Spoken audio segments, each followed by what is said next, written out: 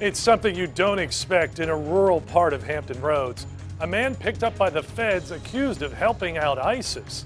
Tonight, a terror arrest right here in our backyard. One that authorities traced from social media to a house in a remote part of Suffolk. Tom and Anita are off. I'm Chris Horn. Our big story at 6, a local man accused of trying to do what he could to benefit the Islamic State. But one wrong move didn't get him in with ISIL. Instead, it got him locked up.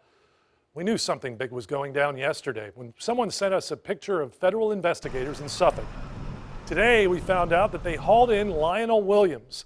Authorities say his interest in the Islamic State may go back to a terror attack here in the U.S. almost a year ago. 10 on your side's Deanna LeBlanc spent the day looking into the evidence that feds have on Williams. Deanna? Yeah, Chris, the FBI has been communicating with Williams in several forms since March. They even mailed him a smartphone so they could chat with him on an encrypted messaging app. Now, everything he told them is being used against him in federal court. Federal agents took Lionel Williams into custody Wednesday afternoon after raiding the home he shares with his grandmother. The news still shocks his longtime next-door neighbor. He's just always such a polite, good young man. In an affidavit, the FBI says someone tipped them off to Williams' Facebook posts in March. He made several that seemed to pledge support to the terror group. They say one reads, "It's time to take a stand. I stand with #Dawla," an Arabic word meaning state. Neighbor Irene Stewart tells 10 on your side, Williams, who also goes by the name Harun Ash-Shababi, converted to Islam some time ago, but she had no idea he had extremist views. He gave us some books and he talked to us about it, and I wanted to hear him out. In the affidavit, the FBI says undercover agents made contact with Williams on Facebook, even mailed him a smartphone so he could chat on an encrypted messaging service. Then an agent met him in person.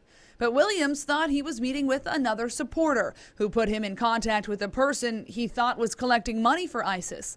Williams shelled out $250 he thought would buy an RPG and ammunition. That person was really another agent. At one point, the FBI asked Williams if he wanted to carry out an attack at home. Agents say he responded he wanted to hit a, quote, hard target, like police or the military, people who could, quote, fight back. But then said his desire to care for his grandmother held him back. Neighbor Irene Stewart says he did everything for her. And I hope she understands that I'm trying to say that I don't really believe it. He's always been such a good young man.